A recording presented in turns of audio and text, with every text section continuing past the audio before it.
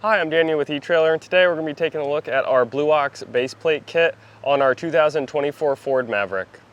So there are going to be 5 main components to your flat tow setup. Starting here with your base plate, and that is going to be the hardware that will attach to the frame of your vehicle that allows you to directly attach to your tow bar. And your tow bar here is going to be the device that attaches to your hitch on your motorhome. And you will also have safety chain cables. Those are just going to be for any towing setup, just in case something fails, that these will catch the vehicle. And speaking of safety, you're also going to need a braking system that will stop your vehicle, and also a 7-pole wiring kit, so you can do your diode wiring in the back so all your blinkers work when you're going down the road. So we are flat towing a Ford Maverick today, and this will need a couple of extra components to make your flat towing safe and legal.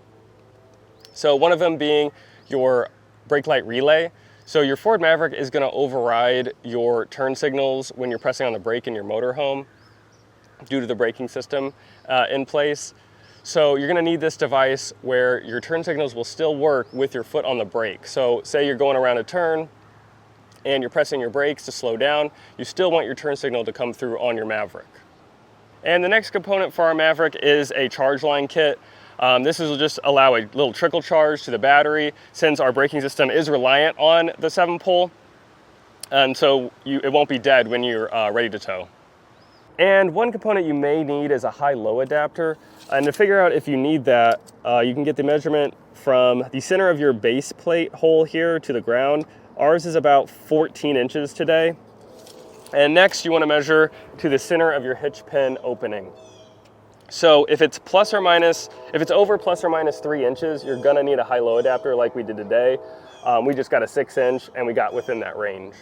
So taking a closer look at our base plate here, and this will be compatible of course with your Blue Ox tow bar, but if you do have an eTrailer, Demco, or Roadmaster tow bar, you can buy a adapter for that is sold separately. But let's go ahead and take this off here. Say you're done towing for the day, you want to take your Maverick out. Just take all these components off. And then to take the foot off, you just want to pull this pin, rotate it, and it comes right out. And you can store this wherever you like. And you can see it's a pretty flush design here, just with a couple of components sticking out of your Maverick. And when you're ready to tow, you can simply put this back in, give it a turn, click it in, reattach your tow bar here,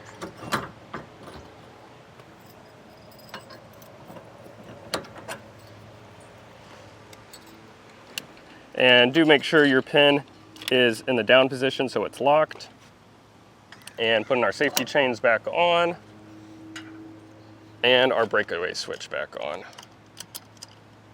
And another thing I like about this Blue Ox base plate is it comes with all your attachments. It comes with your mounting point for your 6-pole wiring, and you don't have to do a lot of cutting to your fascia because this sticks right through. You can see the 2 plastic pieces here. You really just have to cut the 2 plastic pieces on the end to accommodate your feet on your base plate. But other than that, it's a pretty clean look.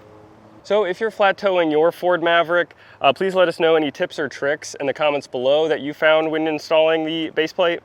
But if you do have any questions about your setup, please feel free to leave us a message or give us a call, and we can give you some advice on what you're going to need.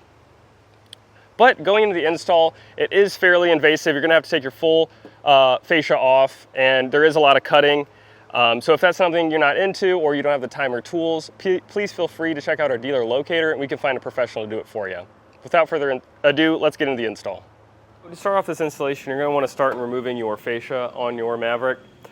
So what we're going to do is we're going to get these 2 push pin fasteners out of here. We're going to get this plastic cover off the radiator here. So I'm just going to twist this up. Should be able to pull that out. And then there's a 10mm socket I'll remove, and I'm going to do that on the other side as well. And then you're going to want to also remove these 2 10mm sockets on either side of the latch for the hood. I'm going to go ahead and take some push pin fasteners out of this wheel well here. Now whatever I'm doing to this side, I'm also going to be doing to the other side. But I'm going to start with this upper one right above this seam here, there's going to be 5 going down. So I'm just going to get my trim panel tool, get it under here, and get these removed. With those 5 removed down the side, there is going to be one more closer to the inside here that you're also going to have to remove. Now I'm going to take a 7mm socket and get these screws out of here.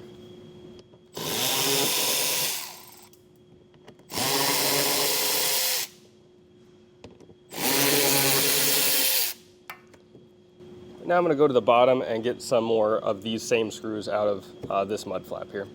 So there's going to be 4 on here.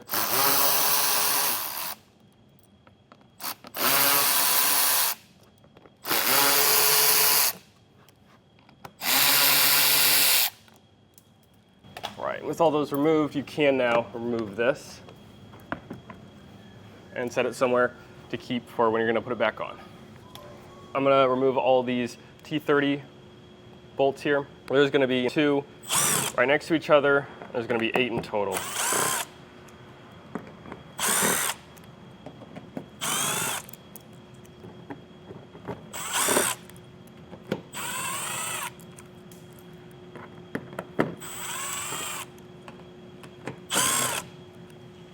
Now you're going to want to pull down this wheel well liner, and right where this seam is, there's going to be 3 10mm bolts you're going to want to remove.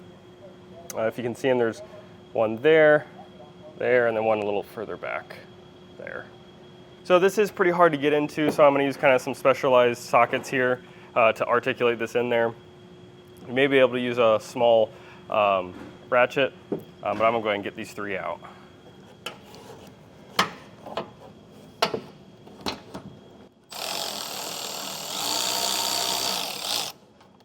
With that removed, now is a good time to go ahead and put tape on your seams here. That'll just prevent any scratching while removing and putting back on your fascia.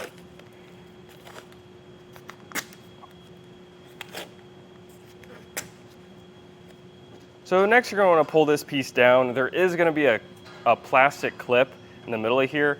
I'm just going to get some pliers and go to the back side to press on those 2 pins that are kind of holding it in place, and it should drop down.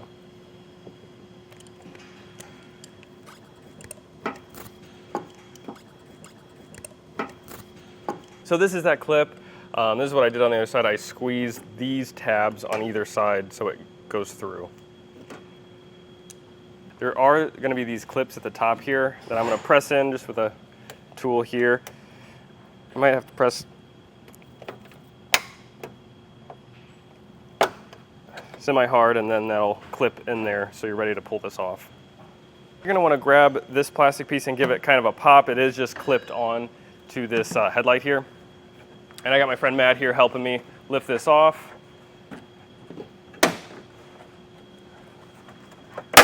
I'm not going to pull this up too far because it is still clipped in here.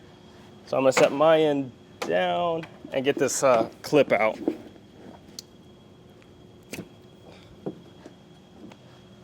And now we can set this somewhere safe. We're going to remove this lower shutters here. And there's 2 push pins on either side that we're going to remove.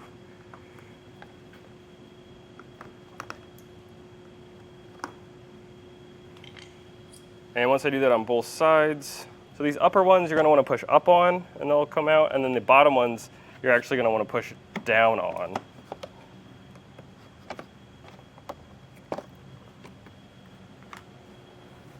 You're going to want to remove your pedestrian alert speaker here. That's just an 8mm socket. You can remove. There is a clip in the back. Just give it a nice twist and it should come out. Now I'm going to unplug this and set it to the side. You're going to want to get this 10mm nut removed. That's going to release this black box here. And then I went ahead and pulled my wires back. And now I'm going to go ahead and remove some bolts on the back side of this on the frame. It's kind of hard to see, but there's one up top here. Right there, I'm going to get out with a 10mm ratchet.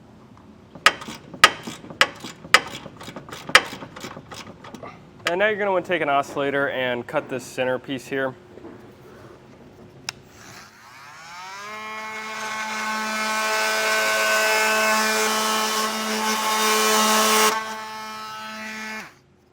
And with that cut, you can pry that off. And now I'm going to get both of these shutters out of here.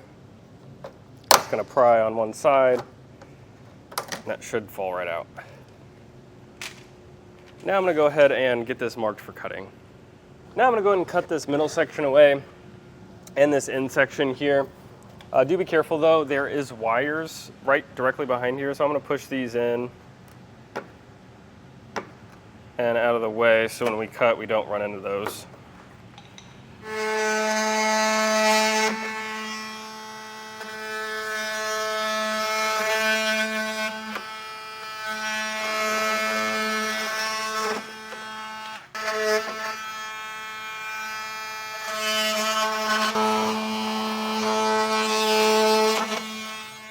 I got my pedestrian alert speaker here, and I'm going to go ahead and take the existing bracket off here.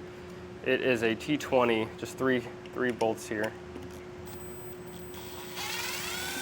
And set those aside because you will be installing the new bracket right after this.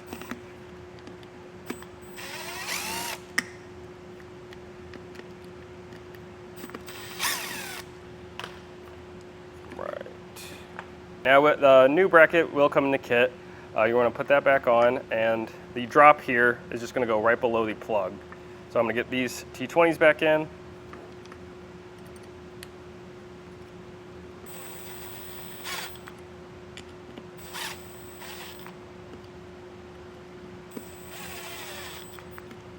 I went ahead and took our wire off of our hole here. I'm going to plug this back in.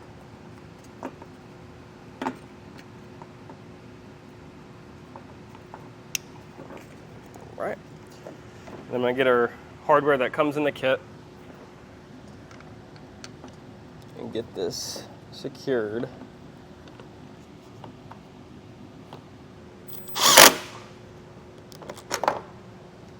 So next you're going to want to remove these two bolts. This is where your base plate's going to attach to.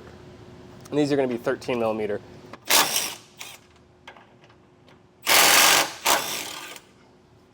And there's going to be one more bolt you're going to have to remove. It's the 16 millimeter, and it's right there. So I'm going to get my socket on there.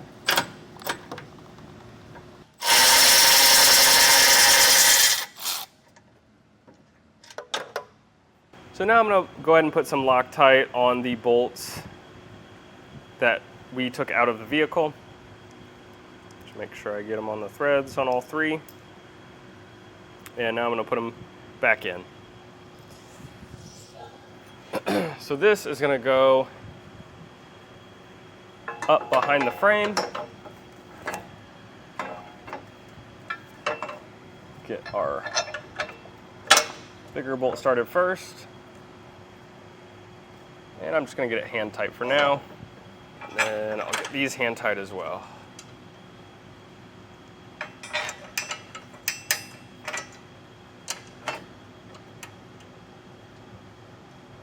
I'm going to go ahead and test fit our base plate crossbar, and it does look I'm going to have to cut some of this back further, so I'm going to go ahead and do that real quick.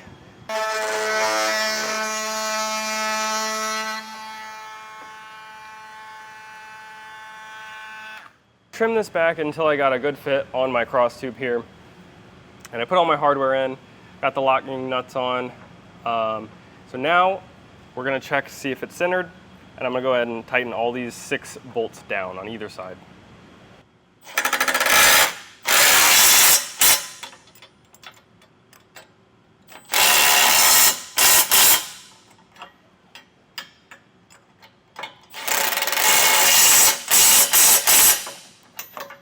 And now I'm going to tighten the 2 bottom 13 millimeter and that 16 millimeter bolt up here as well.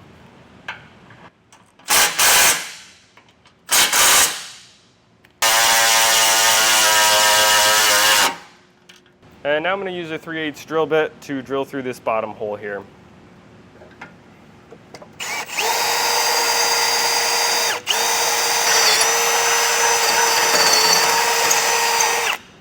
And if need be, you can use a 1/2 inch and remount this top one if something's in the way as well. But I'm gonna do this on both sides. Now I'm gonna go ahead and bend this tab back so I can get my weld nuts in there. I'm gonna just use some vice grips. Get them on there the best I can.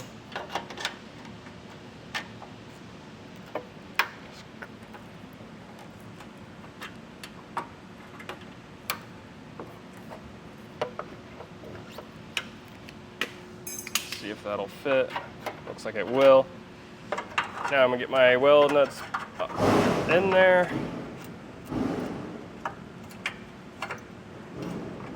And get my hardware threaded on.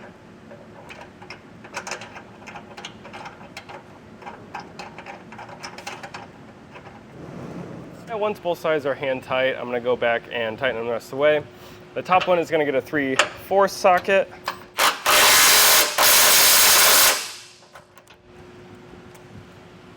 And the bottom one's gonna get a 14 millimeter.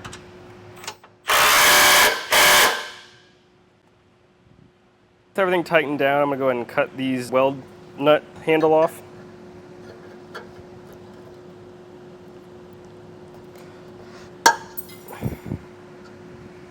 Kind of bend that back up in there. Go back through and torque all these down. There are a lot of different sizes, and in the instructions it specify what the torquing value is, depending on it does give you the bolt size and dimensions, so you can look up that and determine what you need to torque them to. If you don't have a torque wrench in home, you usually can rent one from your local auto parts store, or we do sell them here at eTrailer.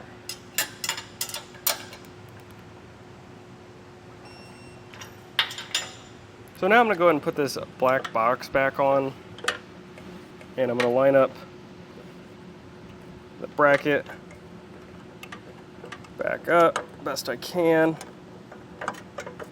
When getting this black box back on, it is very difficult to get these back on there. Just be patient, kind of hand tighten them on. Leave this one off for now. I just went and cranked both of these back ones down.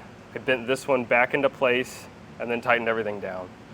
Something else you want to keep in mind is these cables I unplugged just so I can get them on the other side of this bar. If you put the bar in with them plugged in, just make sure that the cables are on the other side of it.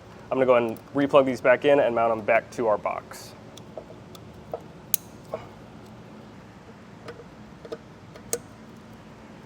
Next, I went ahead and put the safety cable on. I just put that in the hole provided and wrapped it twice around the frame and secured the locking carabiner here. And now I'm going to get this shroud back, and I held it up where it's going to go, and I'm going to have to cut these for where we're going to mount our 6-pole wiring. And with those cut out, I can go and reinstall this piece.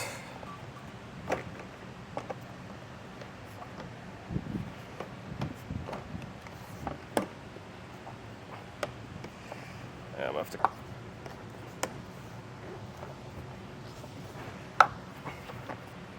You may need to also cut a notch on the sides here. I just did it after the fact, but that helps it sit back further as well. So now the base plate is attached. We are going to have to do a little bit of trimming on the fascia, but since we're doing a flat toe, I'm gonna go ahead and get all my wiring done, and I'm gonna come back and put the fascia back on and do that little bit of trimming later. So now we're ready to put our fascia back on. I just got it on here very loosely right now to see kind of where I need to trim. I know the instructions tell me to trim these two bottom little plastic pieces off. So I'm gonna go ahead and do that, re-put it on there and see kind of where we're at.